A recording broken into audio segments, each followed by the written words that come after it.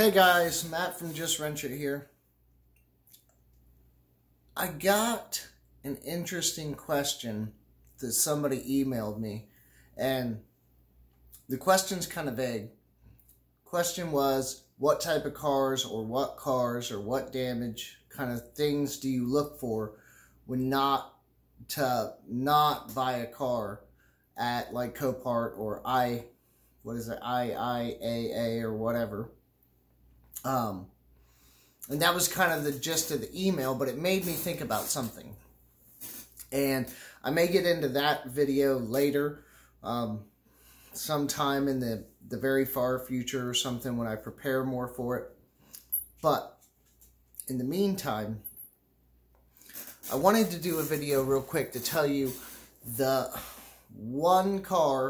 cars that I will not rebuild from Copart. I won't look at them. Most of them probably go for more than I can afford, so there's a caveat there. But I wouldn't touch them. I wouldn't take one for free if it was wrecked. Now, okay, here's the other disclaimer. Throw disclaimer up somewhere. Here's the other disclaimer so I don't get myself in legal trouble. I like these cars. Before they are wrecked, before the damage that I'm referring to, they are great cars. They're awesome cars. I recommend them. I think they're reliable. Probably one of the best car brands, most reliable car brands in America in the last, 15 to 20 years.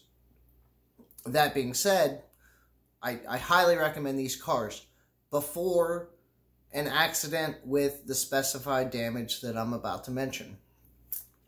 Now, what am I referring to? I'm referring to the newer, or I guess they call it late model, Honda Accords. And I know what you're thinking, like that seems kind of odd. Civics are okay. Honda Accords are not. And it doesn't, by looking at them, you don't see a lot of differences. And here's the thing. What I'm referring to on these Honda Accords is mainly front end damage. Okay? Like the kind of stuff that we see at Copart all the time. That we are comfortable rebuilding. Fenders, headlights, maybe you got to pull something, straighten out a frame rail a little bit. Those kinds of things. Wheel damage, like I'm dealing with the GMC right now. All that kind of stuff that we're normally used to seeing and going, oh, I can tackle this, no problem. Here's the issue with the late model Honda Accord. Introduced in 2012, the Honda Accords from 2012 all the way up to pretty much what's current. I would stay away from them. Because, and here we are, I'm on the Wikipedia page for Honda Accord. When you go down here and you're looking, I lost it again, hold on. Okay, when you go down here and you're looking under mechanical, it talks about stuff, and then at the bottom of the mechanical section, it says, the Accord's body now utilizes so much percentage high-strength steel and the yield strength of the steel, and it goes. The Accord's previous steel front subframe has been replaced with an aluminum and steel component that weigh 14 pounds less than it would have weighed if it was all steel, and it's manufactured using friction stir welding. The hybrid models, so those are the gas powered. The hybrid models are even worse, in my opinion. They use an all aluminum subframe.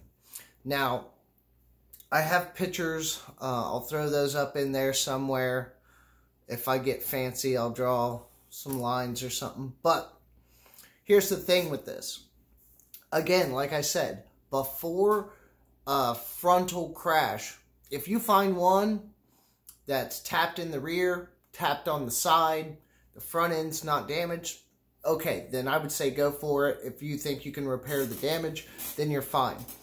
But with this front end damage on these, you got to think about it. Like the GMC, I mean, it was hit kind of hard, seemed like a glancing blow, but even that lower control arm, if you watched my last video, I had a hard time getting that bushing for the lower control arm back in. I had to bend that bracket out. If it bent that steel bracket on the subframe, what would it then do if that subframe is made out of half or entirely made out of aluminum? Now, I can't confirm this. Obviously it's mainly for weight savings, but I mean, it might be designed that way to be like a weaker point, right? To maybe like let the engine fall down as opposed to trying to go through the firewall and ending up in your lap, right? So there may be a safety aspect of it. I haven't looked that far into it, but I know for certain, everybody knows for certain that steel is much stronger than aluminum. Now, you can have an aluminum counterpart. You can get a similar kind of static strength, right, from a component, but it's not going to take any outside forces the way steel would. Steel kind of holds its own, at least a little bit. It bends, it does eventually break, but it takes a lot to do that. Aluminum shatters, and it shatters at a much lower threshold than steel does. So, I would just be wary of those. I mean, it's not impossible. You could get one, and if you need to replace the subframe, which I would anyway, then you could. It's not impossible, but it's something to think about that a lot of people probably don't know, is that these subframes have a large aluminum component in them. It's almost, I'm guessing it's probably about half and half.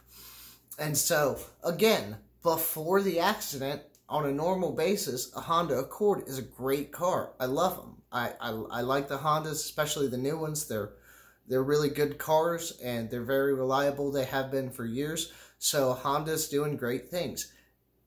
If it's wrecked, though, in the front, that's going to draw issue with me. I won't even bid on it. I don't care if it's a 2016 and it's going for $200. Like, I'm not going to take it. I'm not even going to bite on it because I don't want to have to do all that. That's not what I'm in for. I'm not pulling the whole subframe, replacing everything. Like, that's just not the kind of repairs that I'm into, at least at the moment. But you would definitely have to replace one of those subframes. And my idea that they seem to be so special, they can probably not be very cheap. So, yeah, wanted to give you guys a little heads up on that. I know it's kind of random, but I mean, I figured, there's probably people out there bidding on these cars. There might even be someone that actually bid on one, got one, and then found out they were SOL as far as the subframe was concerned. It doesn't take much to weaken that aluminum, and little cracks and fractures you might not see. So definitely something to think about, guys. Just something that I wouldn't bid on. Maybe I'll try later at some point to make a video more inclusive of the kind of stuff that I watch out for when I'm looking through Copart vehicles and things. But yeah, for now, just, stay away from wrecked Accords. Accords wrecked in the front. I mean, you get one with some light damage in the back, very minimal damage in the front. You might be able to get away with it, but anything hit hard in the front, I wouldn't even touch. So that's my tip for the day, guys. If you like my content, if you enjoy the information, go ahead and click that subscribe button. I'm trying to get better at making videos more often. And we will talk to you guys next time. I appreciate it. Thanks. Bye.